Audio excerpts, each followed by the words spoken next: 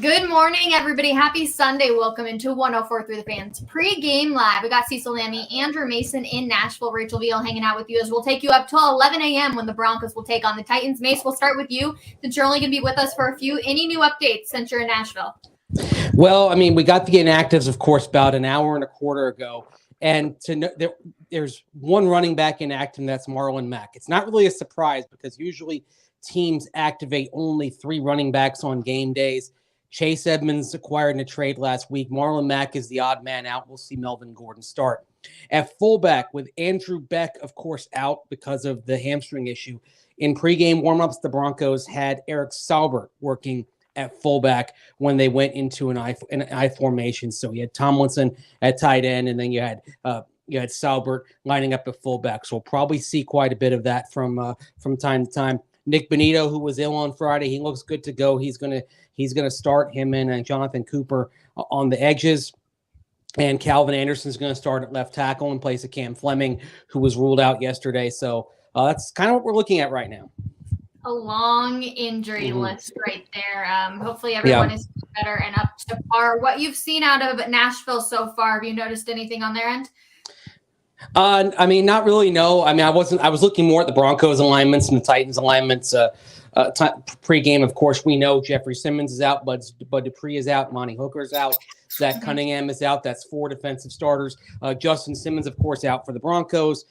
We knew that yesterday. So you got PJ Locke, who's going to play quite a bit. Basically, what you've got is you got 2 defenses here that are each playing without a handful of starters, of course, because the Broncos. Ronald Darby's on IR. Justin Simmons isn't playing today. Baron Browning out. Randy Gregory still on IR. So it's interesting that both defenses are down 4 starters compared to what they would like to have. So these teams are kind of in a similar spot in terms of injury and lack of availability of people. It's just who's going to exploit those weaknesses. And frankly, what I'm concerned about is the Titans exploiting the Broncos' weakness at edge rusher right now by getting Derrick Henry outside the tackles.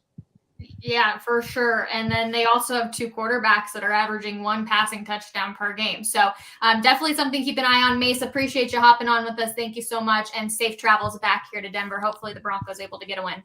All right. Thanks. You guys have a good one. Thank you. All right, Andrew Mason, Cecil, let's real quick go into the long list of injuries. KJ Hamler for me is kind of the big one where he was really connecting with Russell Wilson and the chemistry was really starting to build. So now it's up to Jerry Jeudy to be that number 1, that explosive guy. But Courtland Sutton really needs to step up. Yeah, Sutton needs to step up. It's one of my 3 big changes that we need to see before the Titans came out this morning at DenverFan.com. And the final one is jumpstart Sutton. Like, find a way to get him going because it's been not working with Courtland Sutton. In fact, over the last few games, he doesn't have as many catches or yards, or he has right around the same number as he did in the one game, his last good game, against the Colts, when he had 11 targets and 5 catches and 74 yards. I think he has 6 for 50 off the top of my head. It's in my article, Rachel. So, Courtland Sutton, and that's 3 games worth. So where you been? What's going on? And I don't care if he's not getting separation. He's always open. See this thing up here called the sky? That's always open for Courtland Sutton. You're not going to run up against a corner unless it's Tariq Woolen that's taller than him and has a greater leaping ability than him. So for people that complain like, well, he's not getting open in his routes.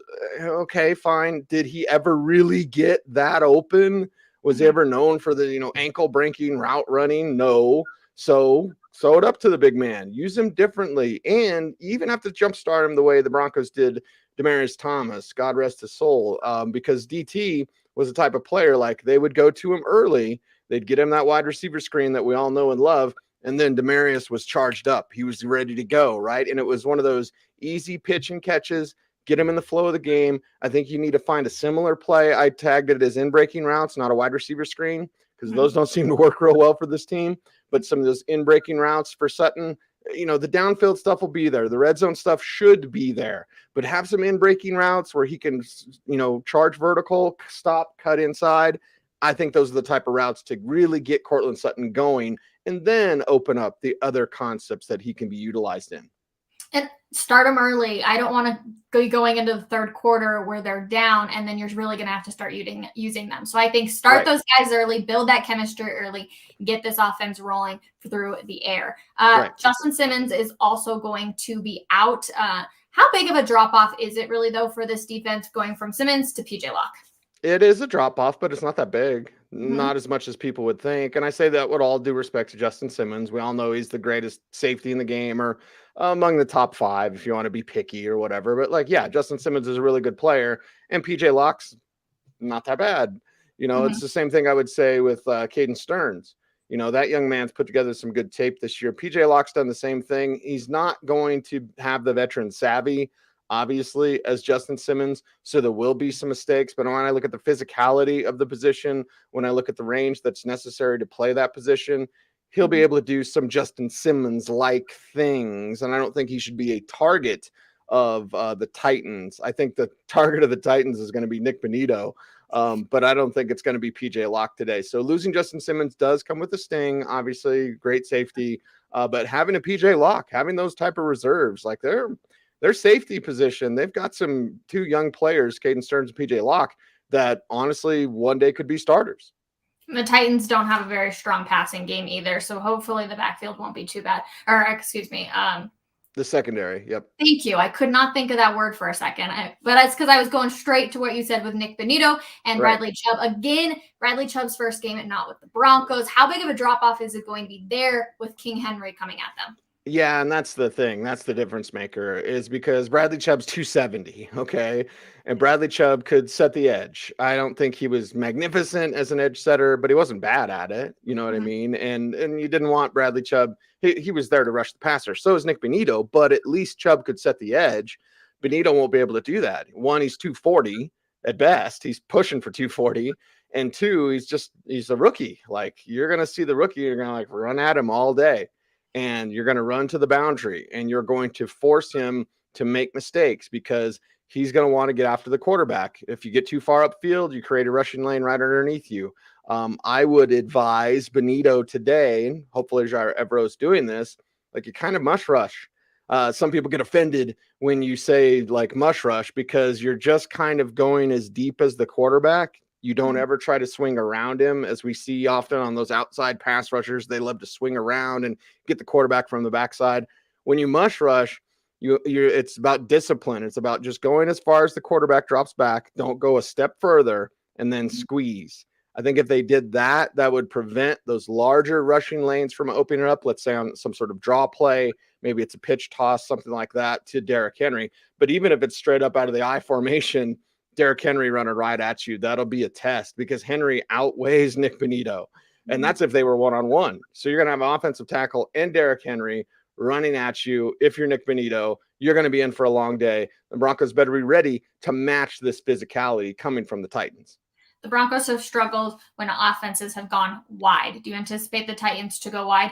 No, they don't do that. Now, could they? Sure.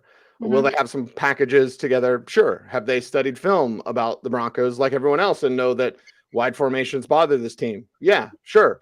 And I love Chigio Okonkwo, the rookie tight end. And I'll have to go back and look, but I had him and Dulcich, Jelani Woods kind of gathered towards each other. But Chigio Okonkwo, I saw him at the Shrine game, and he's a weapon. Now, he's a rookie. He's not really involved in the offense much yet, although he does have a touchdown or 2. But you do have some options there. Should be getting Treylon Burks back. I'll double check that. He was trending on Friday to play in today's game. That's the rookie first round pick.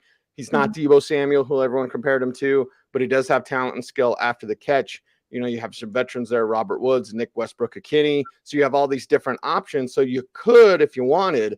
But the main thing about Tennessee, and this is where it comes back to coaching, and here's why I complain about Nathaniel Hackett not being good at his job. Mike Vrabel knows exactly who he is. He knows exactly who his team is. He knows exactly who Ryan Tannehill is. He doesn't have Tannehill do anything that he's not comfortable with, which would be spreading the ball. They run the ball. That's their identity. We're going to step up. We're going to run the ball. We're going to do it at different formations. We're going to run the ball. And they're going to work some play action off of that. And Tannehill is dangerous with the legs, Although coming off an ankle injury, maybe his legs aren't as dangerous today. So the spread formation, watch out for that. But mainly it's just the Titans' identity. Smash mouth football. Are you ready to match that today if you're Denver?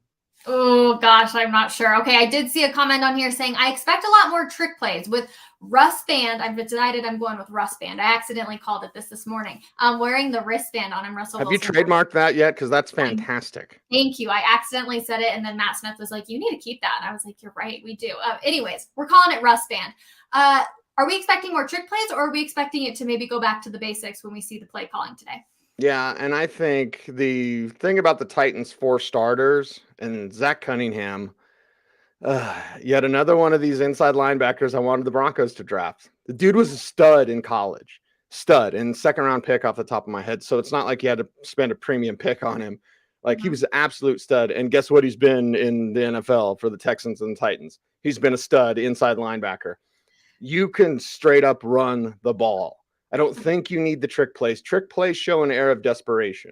You know, and I don't think in this game, even though the Broncos are desperate, I don't think they need to be desperate or act desperate with trick plays. I think they can line up, and if they wanted to, and I wrote about this in my 3 changes, like, can a back get over 15 carries, please? There's never been a time when any running back this year has gotten more than 15 carries. It's like there's some sort of ceiling or wall where they're just bumping their heads against it. Like, well, it's 15. We can't do it anymore. Like, no. How are you supposed to get a hot hand when you don't even know if a guy's in a rhythm because you don't feed him the ball enough? And when you have 4 starters, because the Broncos have 4 starters missing on defense, that's fine. It's 2 up front and 2 in the back. The Titans, it's 4 starters all up front. That says one thing. It screams one thing. Run the freaking ball. Yeah. So it should be a Latavius Murray day. I don't care if it's Melvin Gordon either. I can't stand Melvin Gordon just because of his whining and his play style, basically. Like, I'm over Melvin. I was over Melvin Gordon 2 years ago. What the hell, when they initially picked him up, when they still had Phillip Lindsay. So it's like, okay, he's starting. Whatever. It's lame. It's absolutely lame approach by Nathaniel Hackett, who is making these poor decisions. I'm about ready to cuss, so I better calm down, because the plan today should be run the ball. It should be back to basics with simplicity. 18 handoff, 19 handoff, some toss plays, like pound them in a submission. Without those 4 starters up front, you'll have an opportunity. You mentioned, obviously, Melvin Gordon, Latavius Murray. What about Chase Edmonds? Are we going to see any of him? Yeah, and I mentioned in using tempo as a weapon in my article this morning at DENvsTEN.com, like, you should use tempo as a weapon. And part of the way you can do that is with 2 players specifically, Greg Dulcich and then Chase Edmonds. And as I've told you multiple times, declaration of influence. You're going to influence the team by showing a heavy package with an extra tight end. You're not heavy because Dulcich is a receiver. You're going to influence the team by having maybe 2 running backs on the field. But Chase Edmonds can play slot receiver. He can run routes like a receiver. So use tempo, declare, influence, then go up tempo. The Broncos do that. They've got the weapons to do it. And they'll need it because Kendall Hinton obviously dealing with an illness, and then KJ Hamler being out, that they'll need an extra set of hands at the receiving position. Cecil, as always, love having you on. We'll be back for halftime chill, but who are you taking today? Broncos. All right. I'm riding with the Titans. I'm sorry, Broncos country. But like I said, we'll be back for halftime chill during halftime. Come hang out with myself, James, and Will. And we'll see you guys then. Go Broncos.